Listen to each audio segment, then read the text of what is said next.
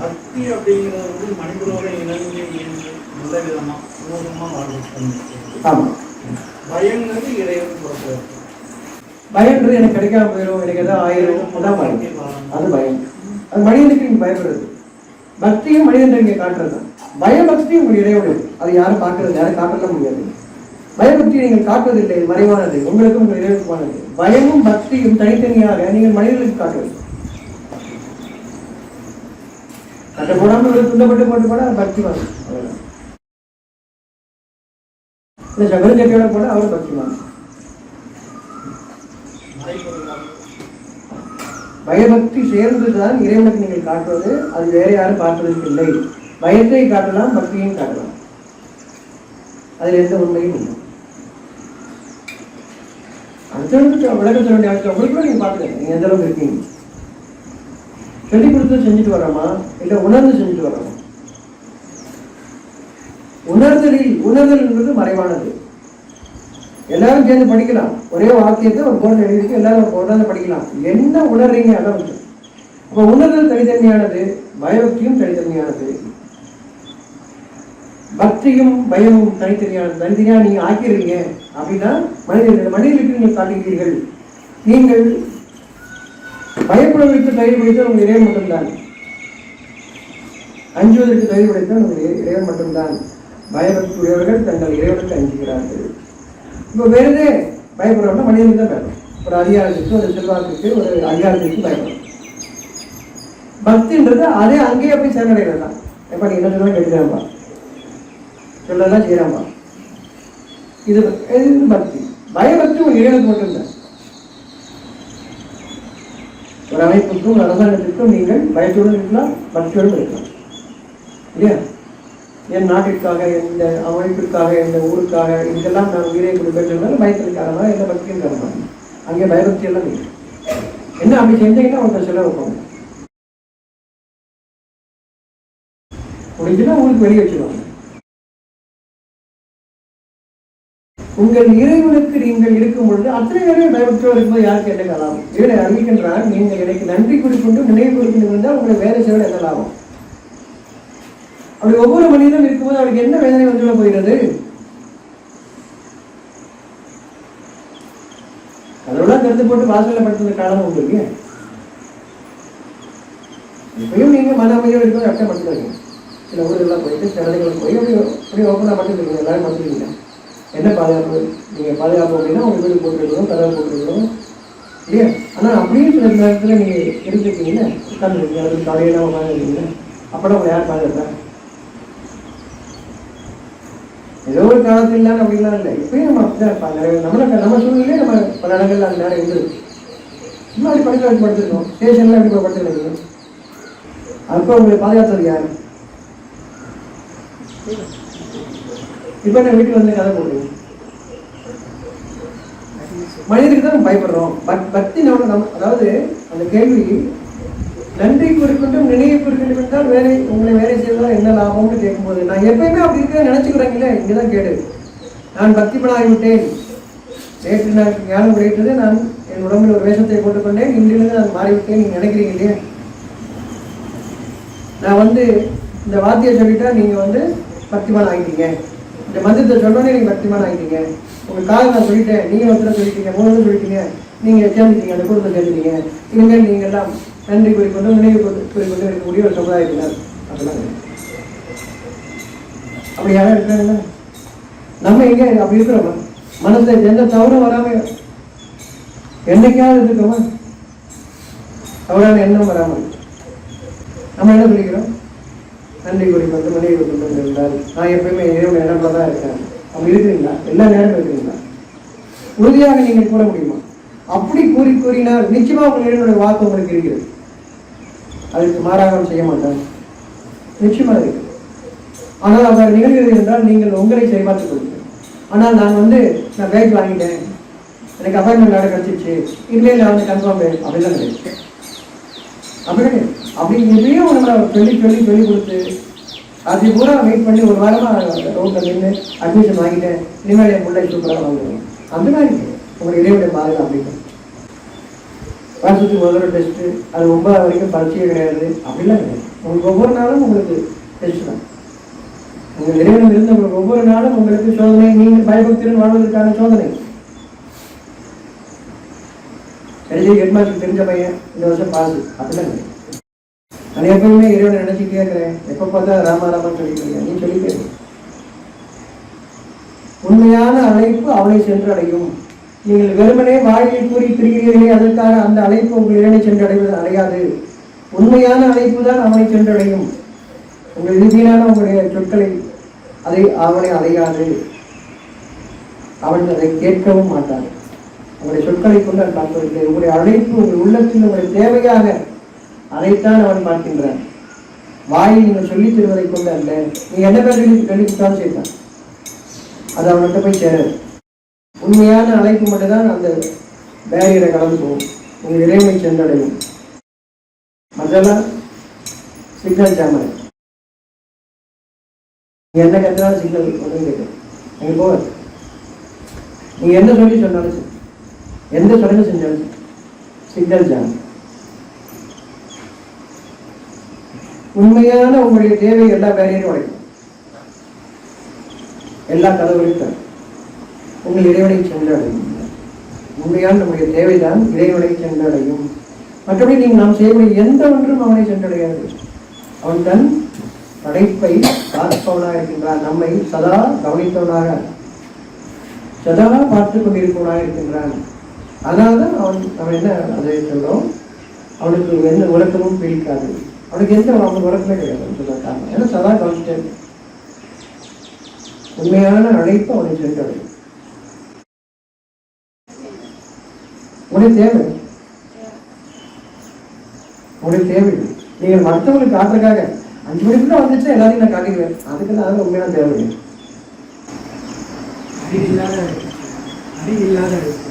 அந்த தேவையை அவன் தான் அறிவிக்கின்றான், நீங்கள் ஏற்றுக்கொள்வதுதான் அழைப்பு. நம்ம கேட்கறதுன்னு வாயில கேட்கறதுன்னு சொல்லிடுவோம். இங்கேயும் ஒரு செவி இருக்கு, இதுவும் கேட்கறது தான் இல்லையா? அவன் சொல்றது நான் கேட்கறது இருக்குது, நான் சொல்றது அவன் கேட்கறது. நம்ம பொதுவாக நமக்கு என்ன பண்ணணும், நான் சொல்றது அவனை கேளு இல்லையா? அதே தான் அங்கேயும் இறைவன் முதல்ல நான் சொல்றேன் கேட்டுக்க கடவுளை, அப்புறம் சரியா தீர்ப்பு போடணும். அவனுக்கு எது தீர்ப்பு தெரியாத மாதிரி நீ சொல்ற வரைக்கும் அவனுக்கு தெரியாது, நீ சொன்ன கூட அவனுக்கு தெரிய போகுதுங்கிற மாதிரிக்கு அவன் சொல்றதெல்லாம் கேளு கடவுளை. அவசரப்பட்டு ஏதாவது தீர்ப்பு செஞ்சுறாங்க.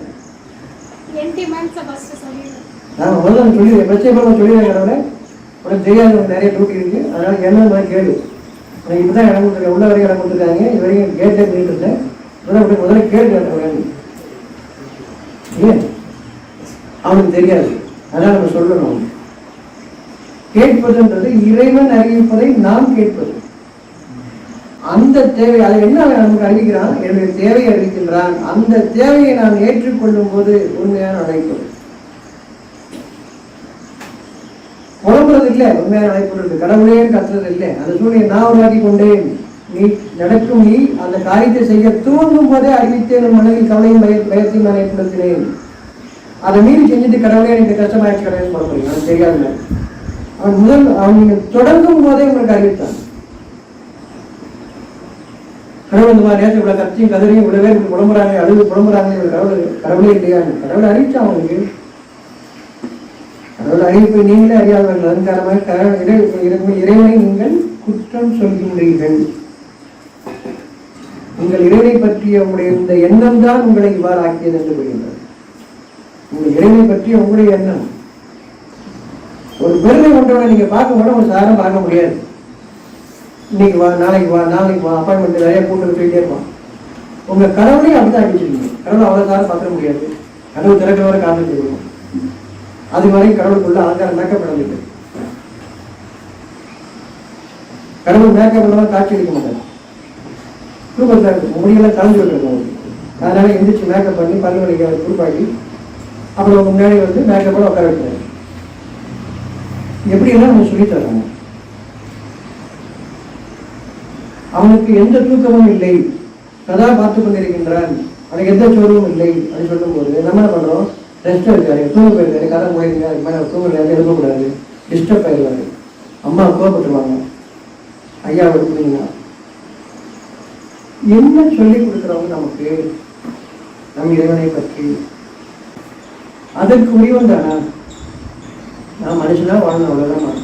இறைவனுடைய பாதை ரொம்ப லேசாக எந்த சிரமம் யாருக்குமே கொடுக்கல, யாருக்கும் கொடுக்கல, யாருக்கும் கொடுக்கவே இல்லை. நம்ம அதிகமாக அமைப்புகளை ஏற்படுத்திக்கிட்டு, சடங்குகளை ஏற்படுத்திக்கிட்டு, ஒருத்தர் பிரிவினை ஏற்படுத்திக்கிட்டு இறைவனுடைய பாதை கடினம். அப்பா அம்மா செய்யற பாவ புண்ணியம் பசங்களுக்கு வந்து சேரும்னு சொல்றது. நீங்க ஒரு பாவம் செய்யல, உங்க அப்பா அம்மா பாவம் தான் செய்யறது உங்களுக்கு. ஓகே, நீங்க ஒரு பாவம் செய்யாதவங்க உங்க அப்பா அம்மா கூட அக்கிரமம் பண்ணாங்கிட்டு பாவத்தை விட்டு போயிட்டாங்க. அப்படியா? நம்ம ஒரு அக்கிரமம் பண்ணாங்க பாருங்க, ஏன் ஒரு அநியாயம் பண்ணாங்க. ஆனா அப்பாவோட பாவம் தான் தொடரும். ஒவ்வொருத்தரும் அவங்க பதில் சொல்லி ஆகணுமா? ஒவ்வொருத்தரும் அவங்க பதில் சொல்லி ஆகணும். இதெல்லாம் ஏமாற்று. பிஸ்னஸ் தொடர்ந்து நடக்கணும்ல, பிஸ்னஸ் தொடர்ந்து நடக்கணும்ல, அதுக்காக சொல்லி வச்சு. அப்புறம் அவர் கணக்கு முடிஞ்சிடக்கூடாதுல்ல. வருஷம் நீங்க அதை நினைவுபடுத்தினாதானே என் பிஸ்னஸ் நடக்கும். ஏன் பிறந்த நாள் 1001, இறப்பு 350, என்ன 350 வருஷம் பிறந்த நாள், 400 வருஷத்தை இறப்பு நாள், இதெல்லாம் என்ன? எதுக்கு இருக்கிறீங்க? அவனை போட்டுருக்கீங்க. அப்புறம் அவங்களால பாவம் வந்து சொல்றீங்க, அப்புறம் அவங்க விடவும் மாட்டேங்கிறீங்க. பாவத்தை விட்டு ஒழிக்க முடியல, ஏன் விட மாட்டேங்கிறீங்க? சரியா தான் இருக்கா நம்ம பண்றது, நம்ம சொல்லி தந்தது, நம்ம செஞ்சுட்டு இருக்கிறது? அதை எங்க தெளிவுபடுத்திக்கிறோம்? நம்ம எங்கேயாவது தெளிவுபடுத்திக்கிறோமா? சொல்றது எல்லாத்தையுமே, நம்ம சொல்லி கொடுத்தது எல்லாத்தையுமே நம்ம எங்கேயாவது தெளிவுபடுத்துறோம். அப்ப அதை எது தெளிவுபடுத்துதுன்னா வேதம் தெளிவுபடுத்துது. அந்த வேதத்தை சரிபார்ப்பது நம்முடைய உள்ளம். வேதத்தை சரிபார்ப்பது நம்முடைய உள்ளம். எந்த மனிதனிடத்திலும் தெளிவாக வேதத்தை கொண்டு எங்கள் பேசினால் ஆம் என்று அறிவிப்பான், ஆம் என்று சொல்லுவான். அது வேதம். அதெல்லாம் எங்க வேதம் கிடையாது. இவர்கள் வேதத்தையே அறியாதவர்கள். இது எங்க வேதம் இல்லைன்னு யார் சொல்றானோ அவன் வேதமே அறியாது, சத்தியத்தை அறியாதவன், உண்மை அறியாதவன். வேதத்தில் எந்த பாகுபாடும் இல்லை. இந்த மனிதருக்கு இது, அந்த அப்படிலாம் கிடையாது. வேதம் சத்தியம், உண்மை தான், வழிகாட்டக்கூடியது தான். ஒவ்வொரு மனிதனுக்கும் தான், அது எந்த பிரிவும் இல்லை. நாம் நம்மை மனிதராக வாழச் செய்வதற்கான வழிகாட்டு. எங்க நம்ம தவிர்க்க எப்ப வழிகாட்டுதல்ல ஒரு மேப்னா வழிகாட்டுன்னு ஒரு மேப் மாதிரி வச்சுக்கோமே. மேப் எப்போ எடுப்போம்? எங்க ரூட்டு தெரியும் அங்கே மேப் எடுப்போம். அப்ப வேதம் நமக்கு எங்க நின்று விட்டோமோ, எங்கு எனக்கு தடங்கள் இருக்கிறதோ, என்ன செய்ய வேண்டும் எனக்கு தெரியவில்லையோ, இப்பொழுது எனக்கு வேதம் வழிகாட்டுகிறது. அல்லது வேதத்தை கொண்டு விளையாட்டக்கூடியவர்கள் நமக்கு வழிகாட்டலாம். வேதத்தை கொண்டு விளையாட்டக்கூடியவர்கள் தான் நமக்கு வேதத்தை அறிமுகப்படுத்துகிறார்கள். அப்படின்னு அப்போ இந்த வேதத்தை எப்படி படிக்கணும்னு நமக்கு அவங்க தெரிஞ்சுதான் அவங்க நம்ம கையில இருக்கு. ஆனால் அது எப்படி படிக்கிறோன்றத அவர்கள் அறிவிக்கும் போது நமக்கு புரியுது, சரியா இருக்கும். எடுத்து வாசிக்க எல்லாருக்கும் முடியும். அது நமக்கு எப்படி வழிகாட்டுன்னு பார்க்கறது இல்லையா? அது வழிகாட்டக்கூடியவர்கள் ஒவ்வொரு சமுதாயத்திலும், ஒவ்வொரு ஊரிலும், ஒவ்வொரு மொழி பேசுவதற்கிலும் இறைவன் எல்லா காலங்களிலும் அமைத்திருக்கின்றான். அவர்கள் நமக்கு எடுத்து சொல்லும் போது நமக்கு இப்ப புரியுது. அவர்கள்லாம் நமக்கு வேதத்தை அறிமுகப்படுத்துகிறார்கள், வானவரை அறிமுகப்படுத்துகிறார்கள். நாம் செய்தும் நல்ல காரியத்திற்குரிய பலன்களை வரும் காலத்தில் எப்படி இருக்கும் என்பதை அறிவிக்கக்கூடியவர்களாக இருக்கிறார்கள். இன்னும் இறைவனை பற்றியும் அவனைத்தோட இறைவனுடைய வாக்குகளை பற்றியும் அவர் அறிவித்தார்கள். ஒவ்வொரு உள்ளத்திலும் வரக்கூடிய அந்த வாக்குகளை பற்றி அவர் தெரிவிப்பார். எல்லாம் தனித்தனியா பிரிச்சு ஒவ்வொருக்கும் ஒவ்வொரு பிசினஸ் ஆகிட்டாங்க. தொழில் அல்ல அமைப்பு. தொழில் அமைப்பு, வாழ்க்கை. நம்ம வாழ்க்கையில விவசாயம் இருக்கு, வியாபாரம் இருக்கு, எல்லாமே இருக்கு. அது வாழ்க்கையா இருக்கலாம். அந்த தொழிலா அது நீங்க தொழிலாக மாற்றும் போது ஒரு வாழ்க்கையை விட்டு விளக்கிக் கொண்டீர்கள். விளக்கக்கூடாது, அது நம்ம வாழ்க்கையா இருக்கணும். இல்லைன்னு என்ன செய்ய, வீட்டில் நான் உண்மையா தான் இருப்பேன், தொழில் அப்படி இருக்க முடியாதுல்ல. தொழிலை கொஞ்சம் அப்படி இப்படிதான் இருக்கும். இப்ப அதுல பாவம் புண்ணியம் நன்மை தீமை எல்லாம் வராதா? இல்ல அது உங்களுக்கு வராதா? குடும்பத்துக்கு வராதா? எப்படி மாறிட்டீங்க? நம்மளை பிரித்து விட்டார்கள். முன்னாடி பின்னர் வந்தவர்கள் தொழுகையை சடங்காக்கினார்கள். சொல்ற தொழுகைனா வழிபடுதல், இறைவனை வழிபடுதல், அதை சடங்காக்கினார்கள், பிரிச்சுட்டாங்க. வெள்ளிக்கிழமை காலம் மட்டும் நம்ம நல்லபடியா இருந்தா போதும், மற்ற நாள் எப்படி வேணாலும். ஞாயிற்றுக்கிழமை காலையில் மட்டும் திங்கக்கிழமை இப்படி ஒவ்வொரு நாளும் நேரில் ஒவ்வொருத்தரும் ஒரு நாள் வச்சிருக்காங்க. அந்த நாளில் வரணும் எனக்குள்ளதாக இருக்காங்க. நார்மலா இப்படித்தான் ஆவி கும்பிடுவது மட்டும் வேற மாதிரி மாறுவேன். அன்னைக்கு தான் வரணுங்கிறாங்க. நார்மலா இருக்கிறது கடவுள் தெரியும். அன்னைக்கு ஒரு நாள் வந்து வர மீறி நான் நிலைமை நிற்கிறேன் கோயில வந்து. அன்னைக்கு தான் வர மீறி இருக்கும். சனிக்கிழமை வந்து வர மீறி இருக்கும். எல்லா நாளும் ஒரே மாதிரி இருக்கீங்க. அன்னைக்கு அங்கே மட்டும் போய் வேற மாதிரி நிற்கிறீங்க. அப்படி போய் அன்னைக்கு தான் நீங்கள் வரவு மீறிங்க. உங்கள் வரவு என்னன்னு நமக்கு தெரியும். இப்போ மீறி வந்து நிறைய மாதிரி கலந்துக்கிறீங்க. நான் கடவுளே ஒன்றரை தடவை இருக்கேன். காலையிலேருந்து நேரத்துலேருந்து அந்த என்னப்பாவே இருக்கேன். இப்போ இந்த 5 நாள் இந்த 6 நாள் எப்படி இருந்தேன்? ஆமாம், நீங்கள் உங்களுடைய வரம்பு நீங்கள் அப்படி ஆக்கிக்கிட்டீங்க. அதை மீறி நீங்கள் நல்ல மாதிரி காட்டுறீங்க. உங்கள் வரம்பு அவனுக்கு தெரியுங்க. இப்போ உங்கள் வரம்பை மீறி நல்ல மாதிரி காட்டுறீங்களே, அப்படி நீங்கள் பார்த்தது இல்லை இது வரைக்கும். இப்போ பாருங்க இல்லையா, உங்களுக்கு போகிறது மட்டும் எல்லாம் குளிச்சு முடிச்சு புதுசுனி உடிச்சு கடவுளே எல்லாம் இந்த தப்பு பண்ணாமல் கடவுளேங்கிற பால் பொங்கலும் வயல் பொங்கலும் மழை பொங்கலும் எல்லாம் கேட்குறீங்க. அதுக்கப்புறம் வந்து எல்லாருக்கும் பண்ணுறீங்க. அப்புறம் மண்ணை கொண்டு வந்தீங்க தான், மழையை கொண்டு தான், மரத்தை கொண்டு வந்தீங்க தான், ஆளை கொண்டு வந்தீங்களா இல்லையா? இதுதானே நிஜம். வரலாம்னு சத்தம் பாருங்க. அவங்ககிட்ட வந்து நின்ன உடனே வரமே நிற்கிறீங்க. எல்லா மாதிரி உங்கள் வரம்பு என்னன்னு நமக்கு தெரியும். இதை மீறி நிற்கிறீங்க. என்ன புரியுங்க? புரியுதா? புரியுது. இது வரைக்கும் பார்த்தது வேற. நல்லவனா இருக்கிறது கெட்டவனா மாறதான் வரம்பு இருக்கு. இல்லை, கெட்டவனா இருந்து அவன் இயல்பா இருக்கு. அவன் இயல்பு தான் மாறுறான். அந்த இயல்புல மாறுன்னு பாக்குறான். நீங்க அங்க நடிக்கிறத அவன் வந்து என்னைய வந்து உச்சி கொடுத்துருவான். அவனுக்கு தான் பாலாபிஷேகம் பண்ணியாச்சுல. பாருங்க, உட்கார வச்சு காசு மழையா போட்டாச்சு மேல. காசு தங்க காசா கொட்டி வச்சாங்க தலையில. இன்னும் கொடுத்துருவாங்க. வரம்பு மீறீங்கன்னு சொல்லுங்க. சனிக்கிழமை இருந்து வரம்பு மீறீங்க. நீங்க தப்பு பண்ணிக்கிட்டே இருந்தா கூட திருந்துற ஒரு நேரம் உண்டு. இவ்வளவு தப்பு பண்றேன், தப்பு பண்ண என்னமா அது இடையில ஏமாத்துறீங்களே, நல்ல மாதிரி காட்டுறீங்களே, இப்பதான் கேடு. இதுதான் நைவஞ்சகம். அதான் வரம்பு மீறுது. நீங்க கெட்டவனா இருந்தீங்கன்னா ஒரு சூழல்ல நீங்க மாறிடுவீங்க. எவ்வளவு பெரிய காரியம் இவ்வளவு செஞ்சுட்டு இருக்கேன், கடவுளை எனக்கு மன்னிக்கணும்னு மாறிடுவீங்க. ஆனா இடையில போயிட்டு நான் கோயிலுக்கு போயிட்டு நல்லவனா இருந்துட்டு நல்ல மாதிரி காட்டிட்டு நல்லவனா இருந்துட்டு இருக்கேன். இருக்கிறது கெட்டவனா இருக்கிறேன், கோயிலுக்கு போய் நல்லவனா காட்டிக்கிறேன். இதுதான் அநியாயம். இதுதான் அக்கிரமம். இதுதான் நைவஞ்சகம். உங்கள் இறைவனுக்கே அவர்கள் அநியாயமாக இருக்கின்றார்கள்.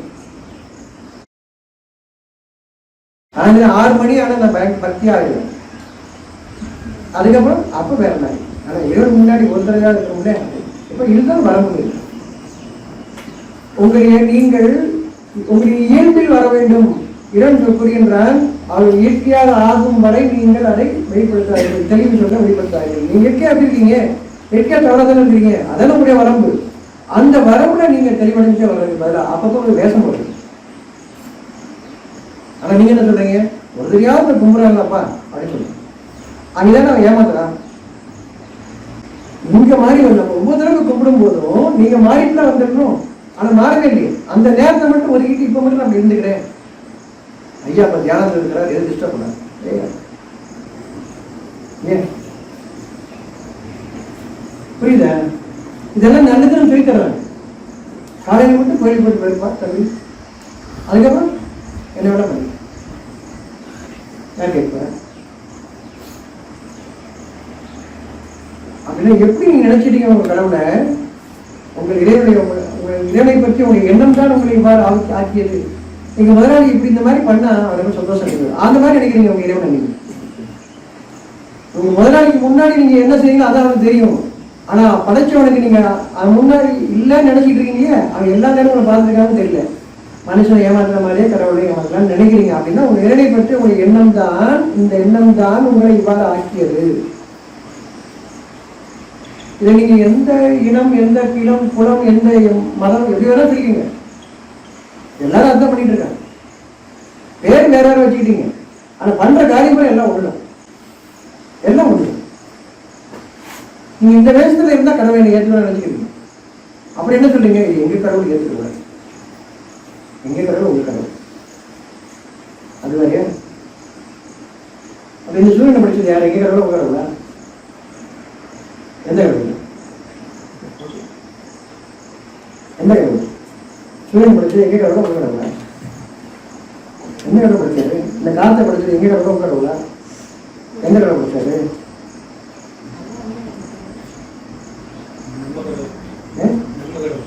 அப்ப நம்ம கடவுள் இல்லையா? எங்க கடவுள் படிச்சிருந்தா நீங்க சுவாசம் எடுக்க முடியாது, மூச்சு முட்டும் உங்களுக்கு. உங்களுக்கு பிரச்சனை எனக்கு முட்டும், ரெண்டு பேருக்குமே முட்டுல. இப்போ என்ன பண்ணுறது? எனக்கு மூச்சு விட முடியலன்னு சொல்றீங்களே, எல்லாரும் சொல்றாங்கன்னா ஒரு சிலர் மட்டும் சொல்றாங்க, எல்லா ஊர்லையும் சொல்றாங்கன்னா எல்லா நாட்டிலையும் சொல்றாங்களா? அவருக்கு எங்க உங்களோட வச்சு உங்களோட படிச்சது உங்களுக்கு கஷ்டம் வரக்கூடாதுல்ல? எப்படி வருது? ஏன் வருது? ஏன் புரியல? ஏன் புரிய மாட்டேங்குது? எங்க எதுக்கு பிரிவினை? நம்ம மனுஷனா இருந்தாலும் இருக்கணும், எதுக்கு பிரிவினை? ஏன் பிரிவினை ஆச்சு நமக்குள்ள? எப்படி அதை அனுபவிச்சோம்? அந்த பிரிவினை உண்டு பண்ணவரை எப்படி நம்ம அனுபவிச்சோம்? அவரு எனக்கு சாதகமா பேசுறாரு, அதனால நம்ம கேட்கிறோம். உங்களுக்கு சாதகமா பேசணும், மனுஷனாருக்கு பேசணுமா? வேதம் மனிதனாருக்கு சொல்லிக் கொடுத்ததா இல்லை ஏதோ ஒன்றை சார்ந்து வரை சொல்லிக் கொடுத்ததா? எப்படி சொல்லிடுது? மனிதன் தான் படிச்சேன் நான். இந்த மதத்தை படிச்சு நான் எங்கேயா சொல்லியிருக்கேன்னா வேதத்துல? நீங்க எப்படி இறைவன், எங்க இறைவன் எப்படி சொல்றீங்க? உங்க இறைவன் ஒரு பேர் வச்சுட்டீங்க, அது ஓகே. உங்களுக்கு எப்படி வேணா சொல்லிருக்கேன், உங்க இறைவன் எப்படி அல்லா கொடுங்க, கத்திர மொழியை இயேசு என்ன வேணா கொடுங்க. ஆனா இறைவன் சொல்றீங்க, என்ன படைச்சவன்னு சொல்றீங்க, அது நல்லா உணர்தான் இருக்கும். பேர் என்ன சொல்லி போதும், என்ன பிரச்சனை போகும்? நம்ம நியாயத்தோட அந்த உண்மைக்கு, அந்த கடவுளுக்கு எதை கடவுள் சொல்றீங்களோ அதுக்கு உண்மையா இருக்கீங்கன்னா இன்னொரு மனுஷனை நீங்க குற்றம் பண்ண மாட்டீங்க, இன்னொரு மனிதன் கெடு செய்ய மாட்டீங்க, இன்னொரு மனிதனை நீங்க தாழ்த்த மாட்டீங்க, இல்லை உயர்த்த மாட்டீங்க. அப்படின்னா நீங்க எந்த பேரும் சொல்றாங்க, என்ன பிரச்சனை? என்ன பிரச்சனை இருக்காது? ஏன் பிரிச்சு சண்டை போடுறீங்க? பிரிச்சீங்கன்னா சண்டை போடுறீங்க. அவன் எனக்குள்ள ஒரு சண்டையை உருவாக்குறதுக்காக பிரிக்கிறாங்க. அப்படிதானே அர்த்தம்? நான் என் கூட இருக்க பல மனிதன் கூட நான் சண்டை போட்டே இருக்கணும் அப்படின்னு அவன் நினைக்கிறான். அதனால நீ பிரிக்கிற. அவனுக்கு எப்படி பிடிக்கணும் எதுக்கு போட்டோம், அவன் என்ன சாப்பிட சாப்பிட்டு போட்டோம். அவனுக்கு விளங்கும் போது அது விரும்பானா இல்லையா? காய்ச்சல் வரும்போது சாப்பாடு சாப்பிட இல்லை இல்லையா? இல்லையோ சாப்பிட்டா வாங்கி எது வேணா சொல்லிங்களா இல்லையா? சொல்ல வேண்டியதாக சாப்பிடக்கூடாது, சாப்பிடணும். நீங்க எதுவுமே வேணான்றீங்க. ஏன் அந்த சூழ்நிலை வருது? எது செய்யறதுன்னு கவனிச்சு சாப்பிடுங்கிறதுக்காக ஒரே மாதிரி தான் பண்றீங்க. எங்க ஜாதியில எல்லாம், எங்க மதத்துல எல்லாம், எங்க ஊர்ல எல்லாம் அதை சொல்ல முடியாது. அப்படி கேள்வி கேட்கிறாரு, நீங்க இப்படி சொன்னீங்க, அப்படி சரியாயிடுச்சுன்னு சொன்னாங்க, ஆனா நான் அதெல்லாம் சாப்பிட மாட்டேன், நான் என்ன பண்றது? உடனே சாப்பிடுவான்னு சொன்னா சொன்னது புரியல. சாப்பிடாத அப்படின்னு சொல்ற மாதிரி இருக்குங்க. அது அததான் சொல்றாங்களா, தூய்மையாக்கப்பட்ட பொருள்களை சாப்பிடாதீங்க அப்படின்னு. அஞ்சுல எந்த தேவை? நல்ல பொருள்களை உடைக்கப்பட்டவையாக ஆக்கிக் கொள்ளாதீர்கள். எது நல்ல பொருள்? அப்போ எங்க சாமிக்கு எல்லாம் சேருமோ அது நல்ல பொருள். அப்படியா? எது உங்களுக்கு நீங்க சாப்பிட்டா உங்களுக்கு இறங்கிடும், வலுக்கட்டாக சாப்பாடை கொடுத்து சாப்பிட சொல்லுவீங்க.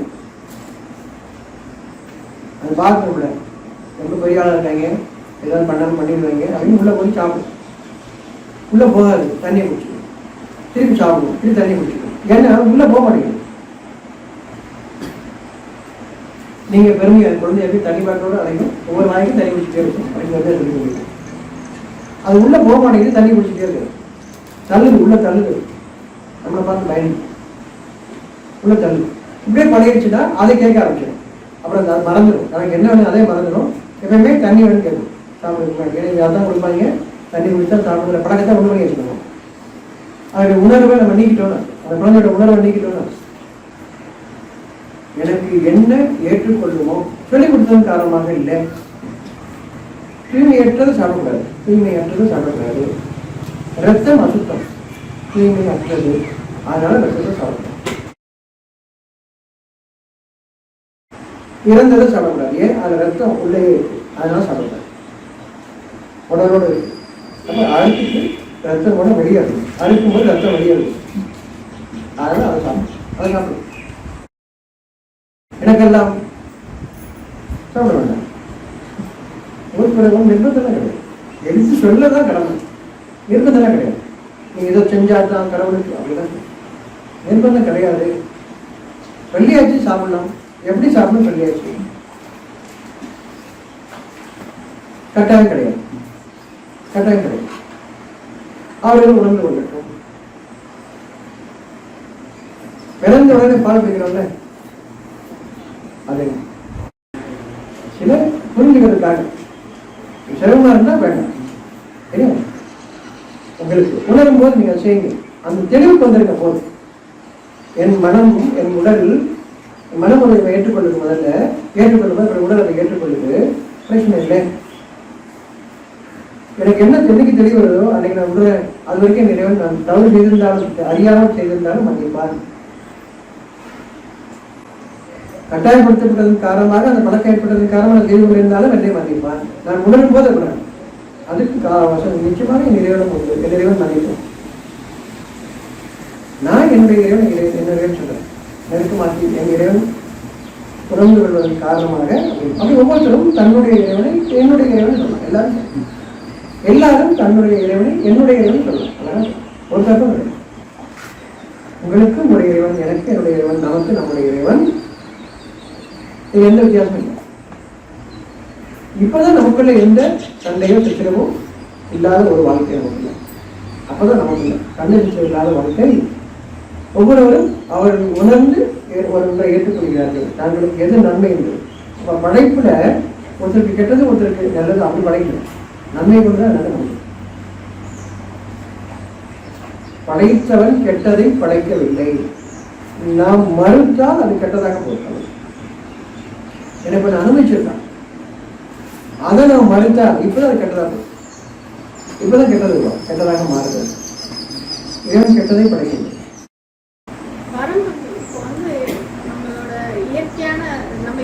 கெட்டதா இருக்கு அப்ப நடிக்கிறோம், அங்க வரம் மீறணும். ஒவ்வொரு விஷயத்தையும் அந்த வரம்பு எது எங்க மீறணும், அது ஒவ்வொரு விஷயத்தையும் தப்பு செய்யாம இருக்கணுமா? ஏன்னா இது புதுசா டோட்டலா டிஃப்ரெண்டா வரம்பு மீறுதல்னா இன்னைக்கு ஒரு டிஃப்ரெண்டான ஒரு இது இருக்கும். அதுதான் நீங்க எப்பயுமே நல்லபடியா இருக்கணுமா? ஒரு அப்பதான் முதல்ல தப்பு பண்றீங்கன்னா அப்ப வரம் பறிக்க வச்சுக்கணும். நீங்க தப்பே பண்ணிட்டு இருக்கீங்க, இப்ப நல்லது பண்றவா நடிக்கதான் செய்யும். அப்படி அது நல்லதுன்னு தெரிஞ்சு நான் இவ்வளவு காலம் ஏன் பண்ணிட்டு வரேன், இப்பதான் வர மீறி உங்களை ஏமாத்த முயற்சி பண்ணீங்கன்னா அது புரிஞ்சுக்கோங்க. அப்படி நீங்க அதை சரியா பண்றீங்கன்னா அடுத்த முறை நீங்க அந்த நன்மையில அதிகரிச்சுட்டே இருக்கீங்க. ஆனா நீங்க அதை மட்டும் தான் செய்வேன், வேற எதுவும் செய்ய மாட்டேன்னு சொன்னா நீங்க அதெல்லாம் வர முடியாது. நீங்க நல்ல காரியம் செய்றீங்க, எப்பவுமே கெட்ட செஞ்சீங்க, நல்ல காரியம் செய்றீங்க, இதை வரம்பு மீறுதல் அப்படின்னு ஏன் சொல்லப்படுறதுன்னா நீங்க அதுக்கப்புறம் ஒவ்வொரு முறையும் செய்யும் போது நல்லது அதிகரிச்சுட்டே இருக்கு அப்படின்னா இது வரம்பு இருக்கு. நீங்க நன்மையில வந்துட்டீங்கன்னா வரம்பு மீறினதுல நீங்க திருந்திக்கிட்டீங்கன்னா நான் இதை மட்டும் இப்படி செய்ய மத்தனை எப்படி பண்ண சொன்னா அதெல்லாம் வரம்பு இருக்கும்.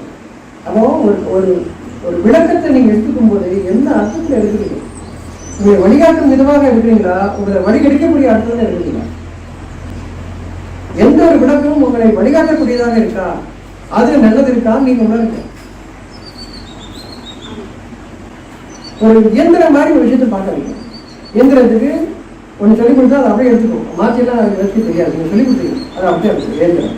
மனிதன் அப்படி இல்லை, நன்மையை எடுத்துக்கொள்ளுங்கள் சொல்லப்பட்டது. எதற்காக அப்படி சொல்லப்பட்டதுன்னு அப்படி எடுத்துன்னு சொல்லப்பட்டது அந்த அர்த்தத்தில் எடுங்க. உங்களுக்கு வழிகாட்டக்கூடிய அந்த அர்த்தத்தில் எடுங்க. உங்கள் மனம் அமைதி அடையும் வழிகாட்டப்பட்டது. பயபக்தியோடு இருக்கணும், பயபக்தி அது அதிகரிக்கும் அந்த அர்த்தத்தில் எடுங்க. ஏன்னா இதுக்கு ஒரு அர்த்தம் தான் அப்படி ஆகிடும் இல்லையா? அப்படின்னா இறைவனுக்கு கடலே மையானாலும் அவருடைய விளக்கங்கள் முடிவுறான்னு சொல்லும் போது நீங்க இதுக்கு ஒரு விளக்கம் தான் சொன்னீங்கன்னு என்ன அர்த்தம்? முடிச்சிட்டீங்க, உங்க இறைவனை முடிச்சிட்டீங்கன்னா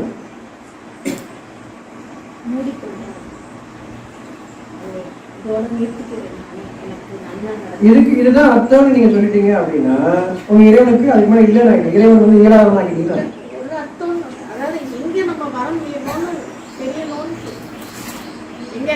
அது மெஷினுக்குதாம அப்படி எழுதி கொடுக்கணும். நமக்கு வந்து வரவு மீறுதல் கூடாது, தவறு காரியம் செய்யக்கூடாதுன்னு வழங்கிக்கிட்டு அந்த காரியம் செய்யும்போது எனக்கு அறிவித்து கொடுமே. அந்த காரியம் செய்யும்போது எனக்கு நிறைவு அறிவிப்பாரு, அதையே மறக்கிறீங்க, எல்லாம் தெரிஞ்சு வச்சுக்கிறோம், அதுக்கப்புறம் எனக்கு எழுத மாட்டாங்க அப்படின்னு இல்லை. இறைவனுடைய பாதையில் தானே காட்டப்படுது. சொல்றது போல அப்படியே நாளைக்கு எல்லாரும் செய்யணும் அப்படி சொல்லப்படுறேன். எல்லா மீட்டிங் வந்துட்டீங்க, இனிமேல் யாரும் வெளியே போகும்போது இந்த மாதிரி செய்யாம இருந்தீங்க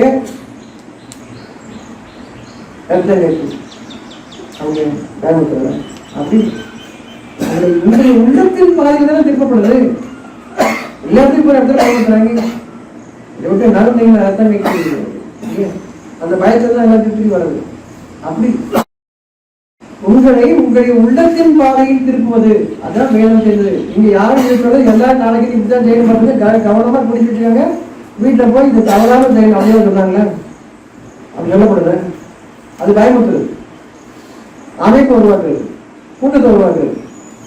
அது இல்லை. உங்கள் உள்ளத்தின் பாதையில் திருப்பப்படுது. ஒரு இதை கேட்டுக்கிட்டீங்க, நல்லா தெரியுமா டவுட் கேட்டுக்கலாம், கேட்டு பிடிச்சி வச்சுக்கலாம். இது அப்படியே போய் செய்யணும் அப்படின்னா உங்கள் இறைவன் எங்க அறிவிப்பார், உங்களுக்கு வழிகாட்டப்படுது. உங்கள் உள்ளத்தின் பாதையில் வழிகாட்டப்படுது. ஸ்ட்ரிக்டா செஞ்சீங்கன்னா நிறைய கூட்டம் வராது. ரொம்ப கரெக்டா எல்லாரும் பண்ணிட்டு இருக்காங்க. ஆனா இங்க எது ஸ்ட்ரிக்ட் அப்படின்னா, நீங்க உங்களுடைய உள்ளத்தை பின்பற்றுதான் இங்க ஸ்ட்ரிக்டா நீங்க இருக்கிறீங்களா இல்லையா, அது உங்ககிட்ட விட்டாச்சு. பொறுப்பு உங்ககிட்ட விட்டாச்சு. பொறுப்பு உங்ககிட்ட விட்டாச்சு. நீங்க என்ன செய்ய போறீங்களா கேள்வி கேட்டுங்க. நீங்க உள்ள செய்யாட்டி அடுத்த உங்களுக்கு எல்லாம் என்ட்ரி கிடையாது அப்படிலாம் கிடையாது. அதெல்லாம் கிடையாது. கருத்துல போட்டு வந்தா தான் உள்ளே விடுவோம் அப்படிலாம்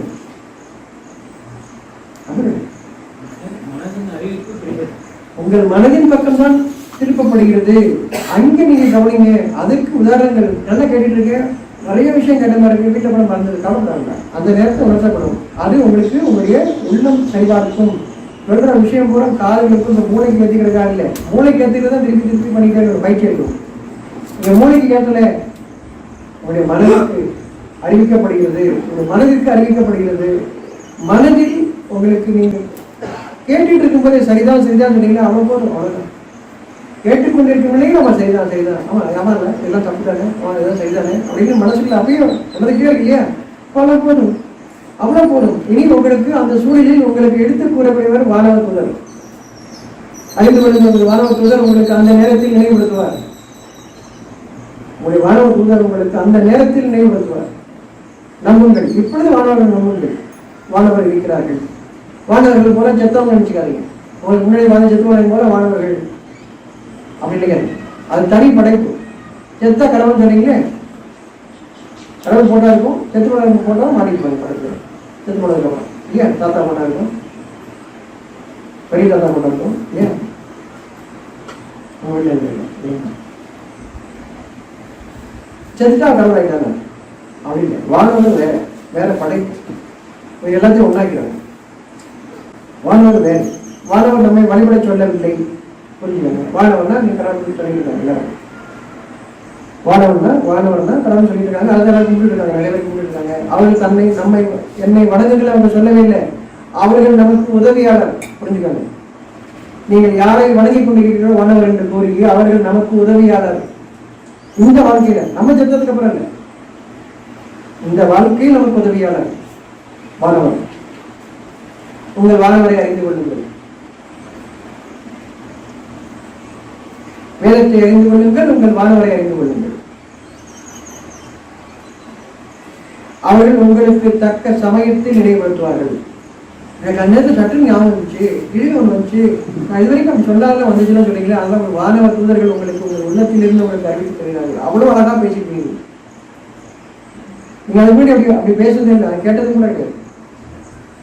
அப்படி நீங்க அழகான விஷயம் இருக்கும். இது எப்படி நடக்குதுன்னா, நல்ல விஷயத்தை நீங்க உட்கிரகிச்சீங்க, அதனுடைய பலன் நீங்கள் நன்மையை முற்படுத்தினீர்கள். அதற்குரிய பலனாக அந்த நேரத்தில் உங்களுக்கு உங்களுடைய வானவர் உங்களுக்கு உதவி செய்கின்றார். நீங்கள் வானவர்ல ரெக்கையோட யாராவது வருவாங்க கூட தெரியுது, மந்திரம் எல்லாம் வந்தாங்க கூட தெரியுது இல்லையா. அப்படியே சாதுக்களுக்கு உணவு வழங்குங்கள். சாதுக்கள் வேடத்தில் வளர்ந்து சொல்லி கொடுத்ததெல்லாம் நிறைய பேர் சாப்பாடு இல்லாமல் இருக்கிறாங்கப்பா, கஷ்டப்படுறது இருக்கிறாங்க. அவங்க சாப்பாடு பண்ண சொல்றதுக்கு மேலே எப்படி சொல்லி கொடுத்தா பண்ணுவீங்க சொல்லி கொடுத்தது. நீங்க வானவரே இப்படிதான் வருவாங்க போல தெரியுது, பிச்சைக்காரன் தான் வருவார் வானவர். உங்கள் உள்ளத்தில் இறக்கி வைக்கின்றார்கள். உங்களுடைய வானவர் உங்களுக்கு உங்களுடைய உள்ளத்தில் இறக்கி வைக்கின்றார். உங்களுக்கு அந்த நேரத்தில் நீங்கள் செய்ய வேண்டிய காரியத்தை தெளிவுபடுத்துகிறார். மந்திர தந்திரமே கிடையாது. முதல்ல புரிஞ்சுக்காங்க. மந்திரம்ன்றது ஏமாற்றுவது, தந்திரத்துடன் ஏமாற்றுவது, அதான் மந்திரம். இறைவனை பார்த்து அதெல்லாம் கிடையாது. மந்திரம்ன்றது ஒன்றும் கிடையாது. உங்களுக்கு தெளிவாக இருக்கின்றார். இறைவனிடமிருந்து தெளிவும் வழிகாட்டுதலும் உண்டு. இறைவனிடமிருந்து தெளிவும் வழிகாட்டுதலும். மந்திரம்லாம் கிடையாது. ஒரு பாத்திரத்தை தேய்ச்ச உடனே ஒருத்தர் வருவாரு, வந்து எல்லாம் செஞ்சு கொடுத்து போயிடுவாரு. அவங்க ஆசையை ஊட்டுறாங்க. அதாவது நீங்க தெளிவடைஞ்சிடக்கூடாதுன்னு ஆசையை ஊட்டுறாங்க. அவங்க கதையெல்லாம் சொல்லி வன தேவதை, மர தேவதை, மண் தேவதை எல்லாம் சொல்லி ஆசையை ஊட்டுறாங்க. ராத்திரி போல அதே கனவு, எதைக்கு வரமாட்டாளா வனதேவை வரமாட்டாளா? இல்லை, அப்படி இல்லை, அவ்வாறு இல்லை. வானவரை மனதில் உங்களுக்கு எதை செய்வதா அகிலங்களை நிர்வாகம் செய்யக்கூடியவர் நம்மை பாதுகாக்க முடியும். இல்லை நேரம் தடுமாறு நீங்க விட மாட்டேங்க, நான் பேலன்ஸ் பண்ணிக்கிறேன். இல்லை, உங்களை பாதுகாத்தவன் உங்களுடைய வானவர், உங்களுடைய வானவர் பண்ணி பாதுகாத்தார். இதுலேயும் நான் பேலன்ஸ் பண்ணிட்டேன். அப்படியே நான் அப்புறம் முடியல, ரொம்ப ட்ரைனிங் எடுத்துருக்கேன். உங்கள் வானவரை உங்களை பாதுகாத்தார். அந்த நன்மை நீங்கள் நன்மைக்கு முடி கொண்டிருக்கு. நல்ல செய்யலாம் என்ன லாபம் கேட்குறீங்க? நல்ல செஞ்சு என்ன லாபம் உண்டு? தக்க நேரத்தில் உங்களுக்கு ஒரு செய்தி வருது, ஒரு வழிகாட்டப்படுது, அந்த நேரத்தில் ஒரு கருத்தை செய்றீங்க, அப்படி நீங்கள் பாதுகாக்கப்படுறீங்க. அதெல்லாம் நீங்கள் நன்மைக்கு முற்படுத்துறது காரணமாக. நல்ல செய்யலாம் என்ன புரியும் கேட்குறீங்க? ஒவ்வொருடைய வாழ்க்கையும் அதை இழந்து கொண்டிருக்கிறது. அதற்காக பாதுகாத்து கொண்டிருக்கிறோம். இதில் என்னுடைய நன்மை எடை படிப்படியாக கூடணும், என்னுடைய மனதின் அமைதியும் நிம்மதியும் அதிகரிக்கணும் அப்படின்னா நன்மையின் எடை கூடிட்டு இருக்கும். நன்மையின் எடை குறைந்து கொண்டே இருந்தால் எனக்கு சிரமம் இருக்கும், கவலையும் பயம் ஏற்பட்டு எப்ப பார்த்தாலும் சோகத்தோட உட்காந்துருக்கேன், அமைதியோட உட்காந்துருக்கேன். நான் அமைதியில் இருந்தால் என் இறைவனை எதிர்பார்ப்பேன், இல்லைன்னா யார் எதிர்பார்ப்பேன்.